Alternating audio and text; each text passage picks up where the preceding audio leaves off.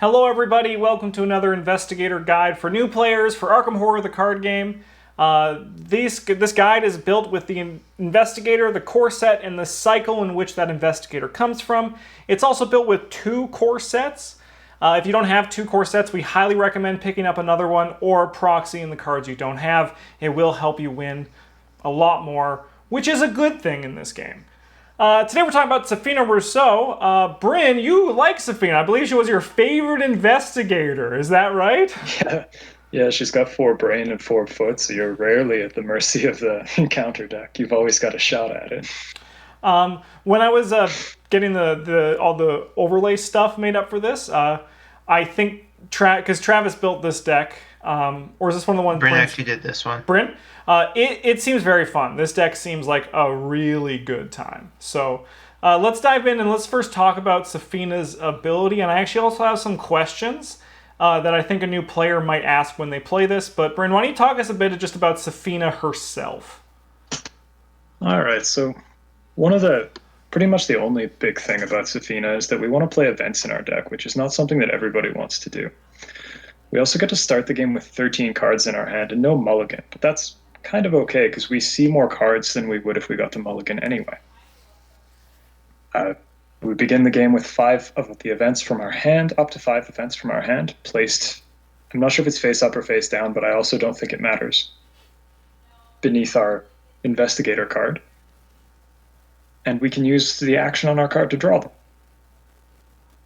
We can also use them with, as you can see, our signature asset here, the Painted World. It lets us play it as though it were an exact copy of one of the events beneath us. So you get more copies of whatever events it is that you choose to put in your deck. And then her personal weakness, which we can also just cover here. She'll remove cards from beneath you from the game. So it kind of eats into that little stash you have of your events. And it also will keep cycling through if your deck is really big. So I don't think this one's that bad. I don't think I've seen either of you guys ever crippled it's by not it. that bad. It's not that It's bad. annoying, but yeah, it's annoying in that it's a dead draw and that it just goes back into your deck. But yeah, the worst thing it really does is it just eats a card from your secondary hand, which honestly, as far as weaknesses go, isn't that bad. Yeah, it does damage to you if you don't have any cards left, and that can get a little scary. But yeah, especially because she only has 5 meat health. One thing also, just this is the question I'm gonna be posing it now, but we're gonna answer it later. So when you play Sefina, you might be a bit overwhelmed when you draw your 13 cards and don't know what events to put under. After we're done talking through every card before we get to the expansions, I think it's to the upgrades. I think it'll be very good for us to answer that question for new players of this starting deck. What events, if you drew every event in your deck, would you want to put under your character? So let's first start talking about the cards that are in this deck. We have Flashlight, which is just as flashlights in every deck. Yeah, as Travis and Bryn were saying, when you're working with just a core set and a cycle, Flashlight's a strong card, and even when you have more cards, Flashlight is still a pretty strong card. Yeah, Flashlight ends up in the level 0 builds for a lot of investigators that we play even now. Sometimes just as a one-of, but it's a very powerful effect. And also comes with it's not super great for Sefina with her only 2 book, but it helps. Yeah, it's better than not investigating. Yeah. It's better than doing nothing. Yeah. We also have 2 Shrivelings, which, as you can see, with her 4 brain, she makes her fight pretty good against things that you guys want to kill. That's nice.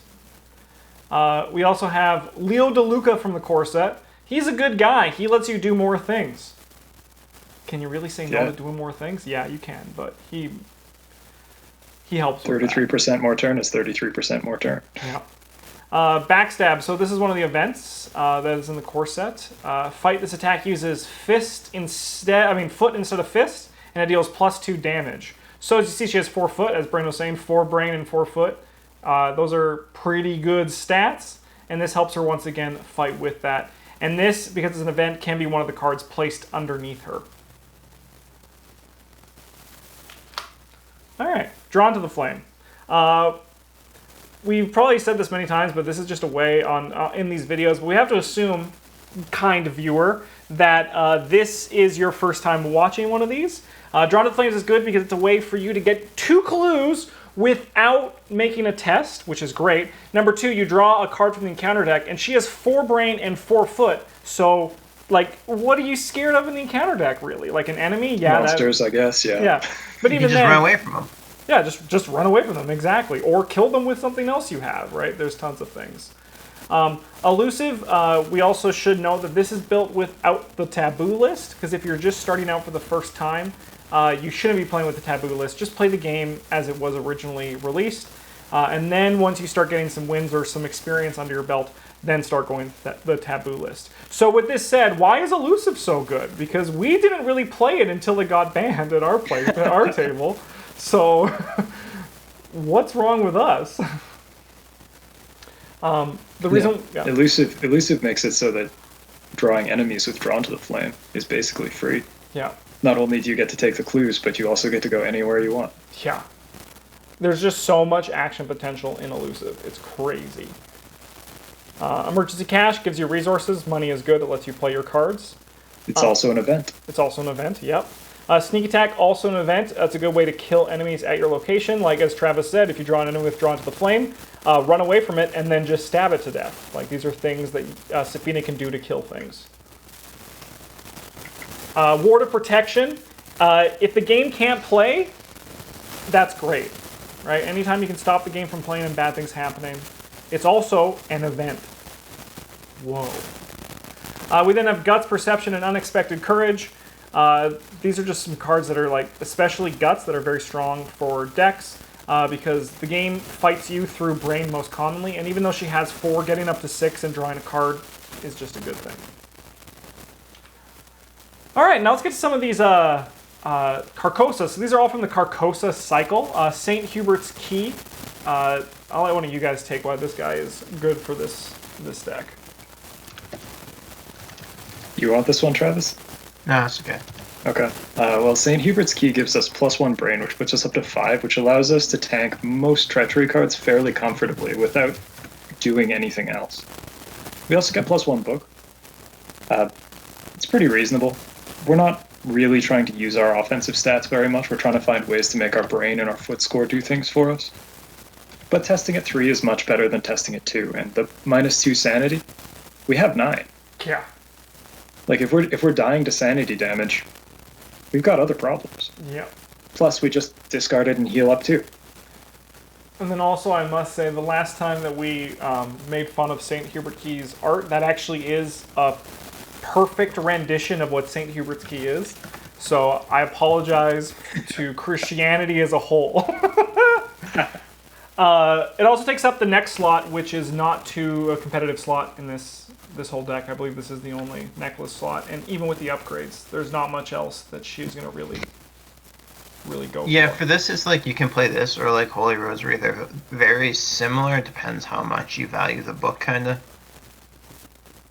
Like the -2 sanity is like not too much. I could definitely see running Holy Rosary if you prefer, just because you're already spending lots of money on stuff. Yeah, that is Maybe fair. you don't want to spend the extra 2 money on your accessory.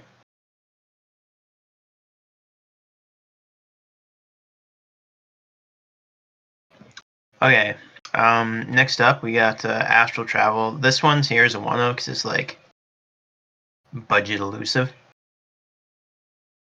Yeah, it doesn't need an enemy to be there. Yeah, it just like is like elusive but worse. Yeah, you can just use it to warp somewhere else on the map. Yeah, but like even that being said, even like worse elusive is still pretty. It's still pretty strong. Did we talk about David? Oh no. Oh no, he soaks 2 meat damage. He makes you lots of resources. Yeah, it turns out Sefina decks are often very resource hungry. Yeah.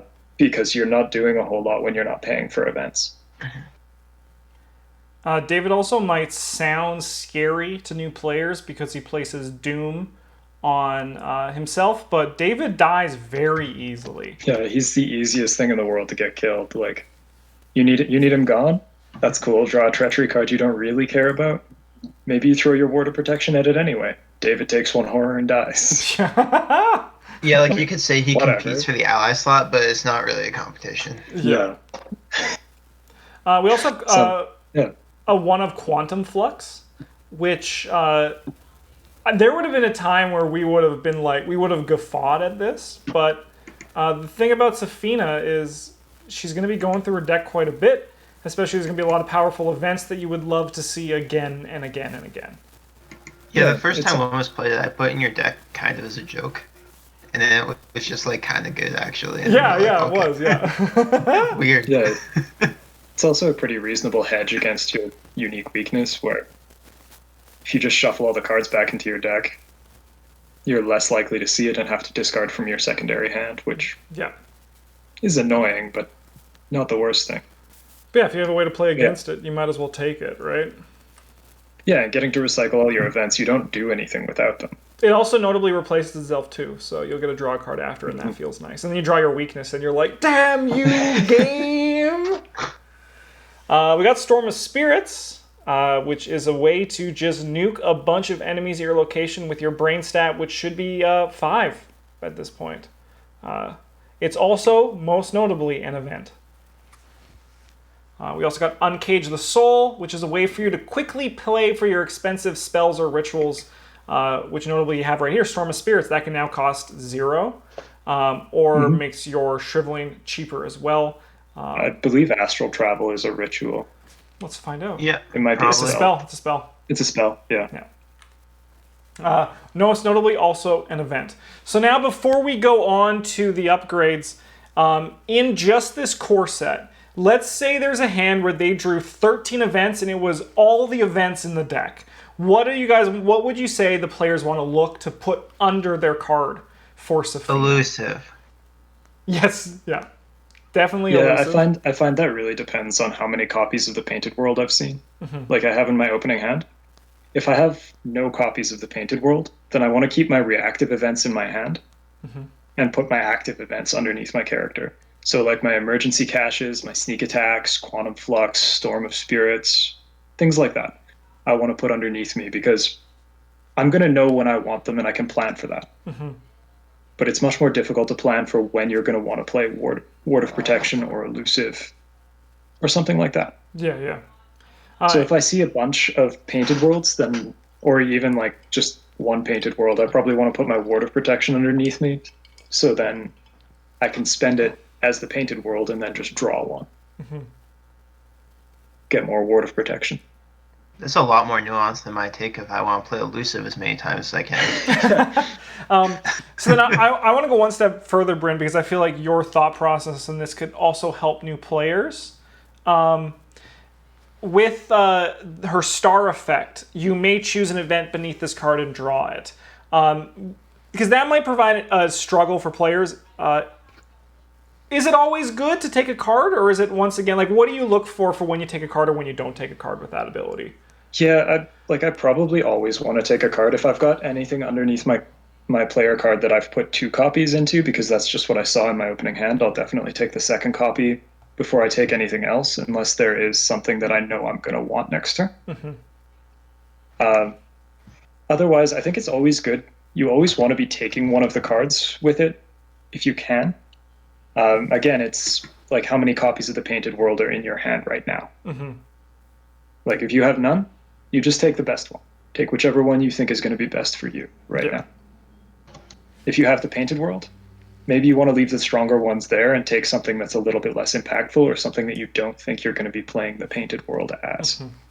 So then what you're saying is, the biggest takeaway is, don't wait for your Painted Worlds if you're not seeing them and you need the cards that are under you. Yeah, you have to have the Painted Worlds right now. Otherwise, they're not really a consideration. Because even if you draw a Painted World and you have no cards left underneath you, it's still just like Guts or Manual Dexterity. It's foot brain wild, so committing it is not the worst thing that can happen to it. Sweet. All right, let's get on to some upgrades, shall we?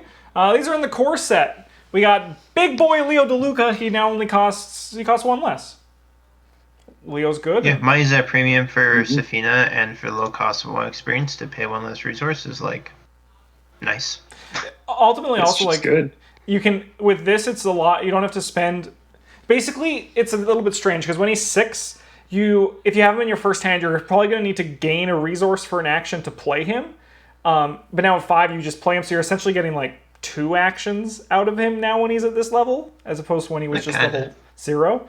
Because Yeah, otherwise like he gives the turn action you play back. him. He gives the action back, right? But now you're action positive a little bit when you upgrade him. So that's why he is also good to upgrade, in addition to the fact that, as Travis said, money is important for her deck. We got Sure Gamble, which is an event. Very notable. Also a great frickin' card. You get to tell the game no, which feels great. Yeah. Sure Gamble might be the best green card in the game that nobody ever play. None of us ever play. It's sort of like a green will to survive, if you will. Yeah.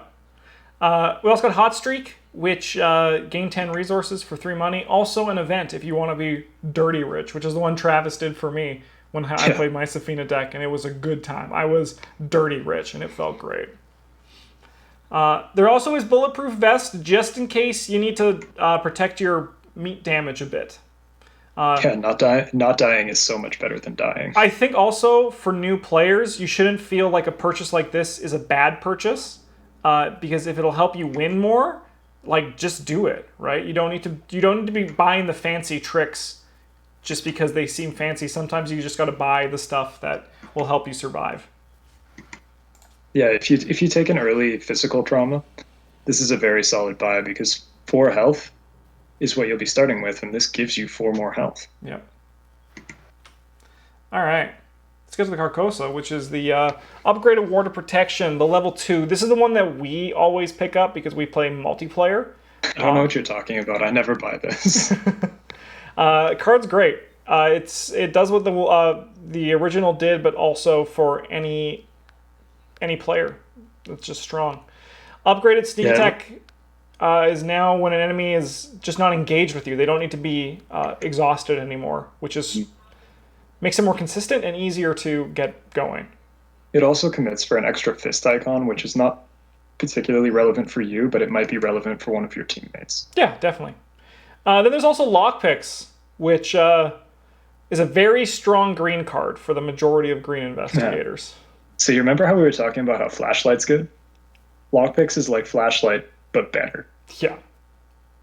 It's like if you got to upgrade Flashlight.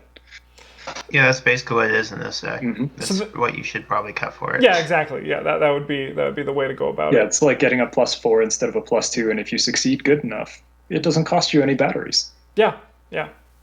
And investigating at 6 once a turn is probably all you need to be really doing with this deck to make sure you're providing the support for the team that they need it.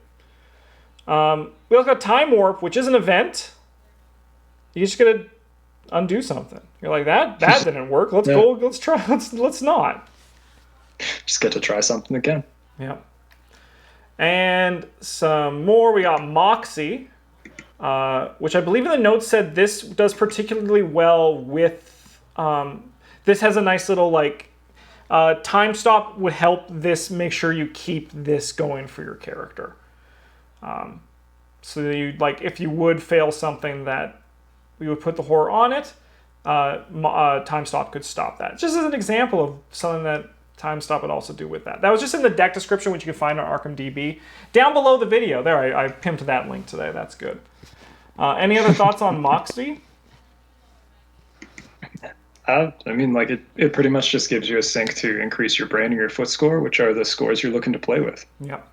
Then we got Suggestion, which is a green spell. Wow. Evading at 8? Are you kidding me? This is... Are you reading this card for the first time, Justin? I forget this card every time I see it, to be completely honest. But it's like Lockpicks, but for your feet. Yeah. Yeah. Yeah, it also lets you just like not get attacked for free. Yeah, it's like three dodges. And from the deck, the spell slot itself isn't that competitive here, so Suggestion seems like a great card for it. I always forget this card exists, and then when I see it, I'm like, oh yeah. Oh yeah. I will also say, because we're only covering her cycle, there are some notable cards missing. I want to normally we leave that for the comments below, but Double Double is very fun with Sefina. Travis let me live that dream, and it felt great. Any other general comments on Sefina? Because I think that's it. Look at that. We did it. Go Sefina. All right. I'm going to assume that you guys have either died or we are done talking about Sefina. So thanks for watching, everybody. If you like this kind of comment, let us know by liking the video or commenting down below. As always, if there are any other cards from this cycle we may have missed or from outside cycles, definitely feel free to comment them down below. And if you're a new player and you want to see any specific investigators that we have not made guides for, also let us know in the comments. Thanks for watching. Have a good one. And as always, GG's.